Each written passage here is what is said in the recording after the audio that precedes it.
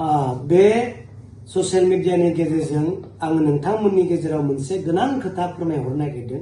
बे गोनां खोथाया जाहैबाय जायफोरनि समस्तियाव मिनिस्टार, इएम, एमसिएलए आरो टिएलसिसि चेयारमेन दं, नोंथांमोना बे खोथाखौ मोजाङै खोनासंनानै ला। जोंहा बिटिसिआव मोनसे प्रपोजाल होनांगौ। बे प्रपोजालानो जाहैबाय 15 फाइनेन्स कमिसन, आनटाइड आरो टाइड फान्ड। बे आनटाइड आरो टाइड फान्डआव मा स्किमखौ जोङो साबमिट खालामनांगौ बिनि मोनसे मोजां गाइडलाइन जिहेतु जोङो गभर्नमेन्टआ होदों। बे गाइडलाइन बायदिसो नोंथांमोना स्किमखौ साबमिट खालामनो हागोन। बे गाइडलाइनखौ नोंथांमोननो मोजाङै आं फोरमायनो नागिरदों, नोंथांमोना गोसोआव ला जे फार्स्टलि आङो बुंनो नागिरदों टाइड फान्ड। टाइड फान्डआव मा स्किम हमजागोन, गभर्नमेन्टआ मा गाइडलाइन होदों टाइड फान्डआव। टाइड फान्डआव बेबायदि गाइडलाइन होदों जे ड्रिंकिं वाटार फेसिलिटि बे स्किमाव नोंथांमोना लानो हागोन, लोगोसे सेनेटारि, लोगोसे कमिउनिटि टयलेट, बेफोर स्किमखौसो नोंथांमोना बे टाइड फान्डआव हमनो हागोन।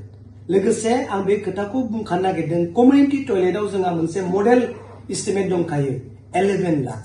नोंथांमोना बै फर्मेटआव नुगोन नोंथांमोननि समस्तियाव ब्लकआव बेसेबां फैसा होनाय जादों बेखौ नायनानै नोंथांमोना बे फर्मेटआव मोजाङै बेखौ साजायना हरनांगोन। आरो बे टाइड फान्डआव बा टाइड जितु ग्रान्ट बेयाव नोंथांमोना 24 to 25 बिनि मोनसे सेट स्किमखौ बानायना हरनांगोन। बेसेबां फैसा दं बे फर्मेटआव दंखायो। आरो लोगोसे बे टाइड फान्डआवनो 25 to 26 बेसेबां स्किम हमनाय दङ बे स्किमनि नामखौ नोंथांमोना होनांगोन। बे मोनसे सेट थांबाय। आरो 2 नम्बराव जाहैबाय आनटाइड फान्ड।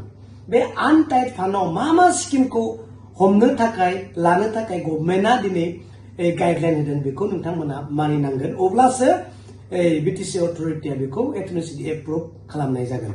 बे आनटाइड फान्डआव जाहैबाय बेयाव सेन्ड ग्रेभेलिं थानाय नङा, आर्ट फिलिं थानाय नङा, रिपेयारिं थानाय नङा, इमप्रुभमेन्ट रड थानाय नङा। अनलि कनस्ट्राक्सन, रड कनस्ट्राक्सन थागोन, कमिउनिटि कनस्ट्राक्सन थागोन, बा मा होनना बुंगोन बाउन्डारि कनस्ट्राक्सन थागोन, अर्थात टयलेट ब्लकबो नोंथांमोना हमजागोन।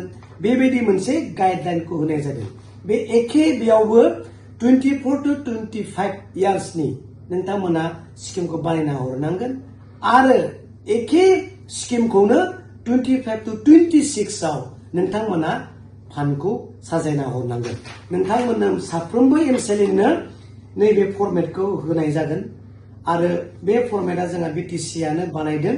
नोंथांमोनहा बेयाव थाबाय, जोंहा नाम थाबाय, भिलेज थाबाय, डिस्ट्रिक्ट थाबाय, ब्लक थाबाय, डिस्ट्रिक्ट थाबाय, एमाउन्ट थाबाय आरो कनस्टिट्युएन्सि थाबाय। बेखौ नोंथांमोनहा हरनाय जागोन।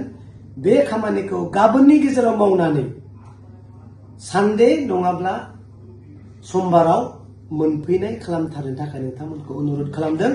मानो होननानै बुङोब्ला मंगलबारावहाय बेखौ आपल'ड खालामनाय जागोन। सोरनियाबा माब्रैबा थालाङोब्ला नोंसोरा गावसोरनो उसुबिदा जागोन। नोंथांमोना स्किमा हमनाय दंखाजोबो, जास्ट नोंथांमोना गाइडलाइनखौ फल' खालामनानै एसे सोलाय सोल' खालामनानै बेखौ लाबोफिननो थाखाय खावलायदों। आरो बेखौहाय पेन ड्राइभआव लाना फैनो थाखाय खावलायदों।